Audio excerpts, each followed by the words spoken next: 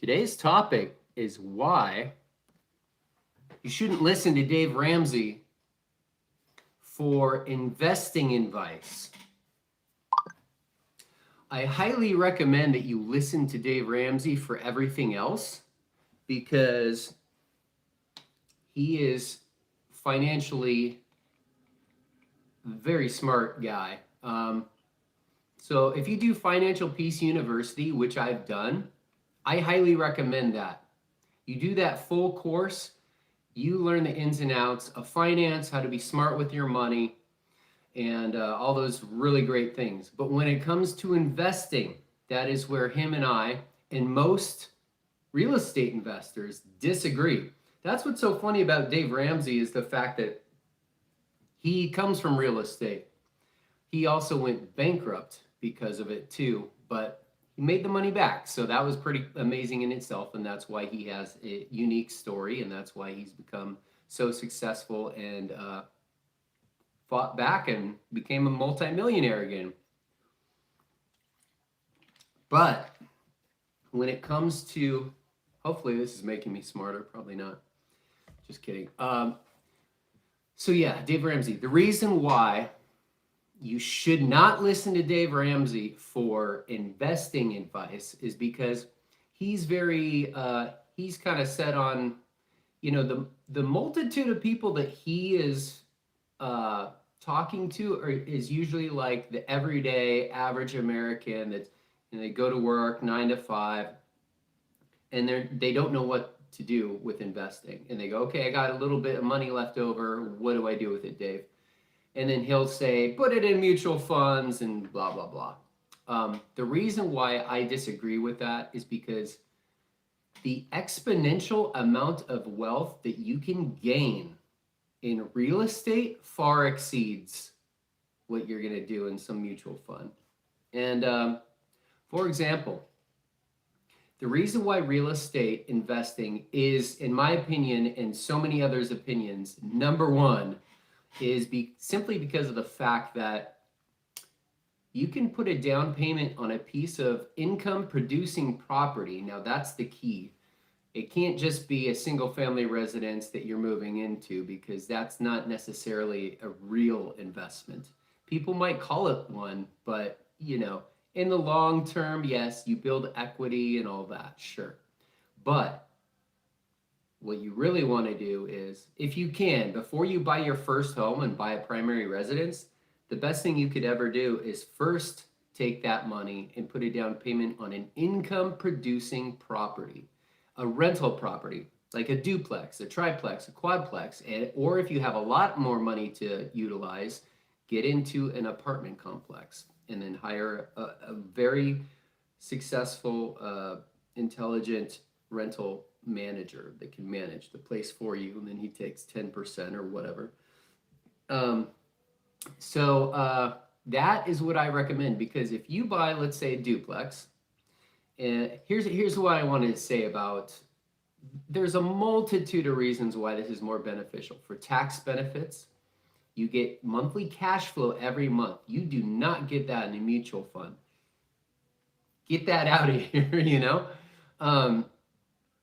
And so also, and you're also building equity, you're also paying down your note.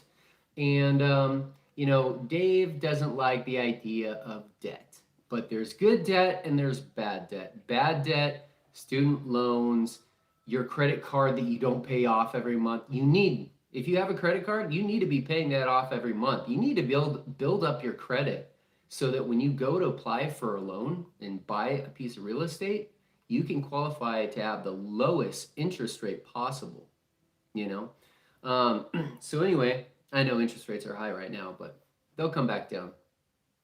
I'm pretty sure at some point. It might be a year or two, but anyway, focusing on multi-family real estate, income producing properties. You could buy a single family residence and rent it out, but your profit margin's not going to be as great.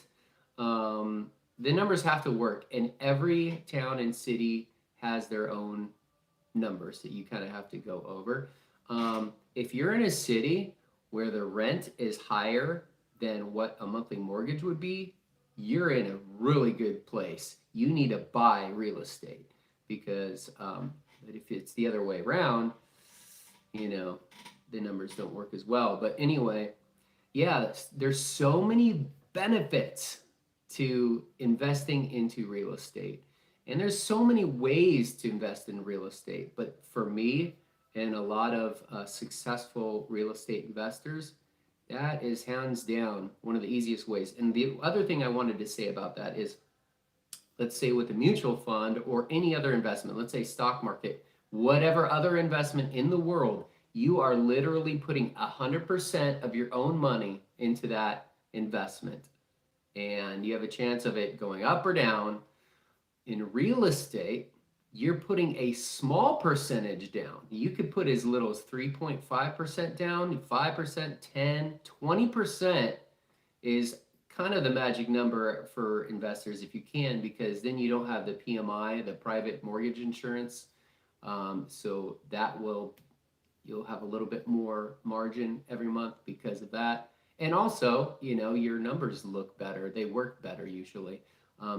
If you, the smaller amount of down payment you put down, obviously your payment, every monthly payment is going to be higher on your mortgage. So the more you can put down, the better, because then the more cash flow you get every month, you know, it's that simple.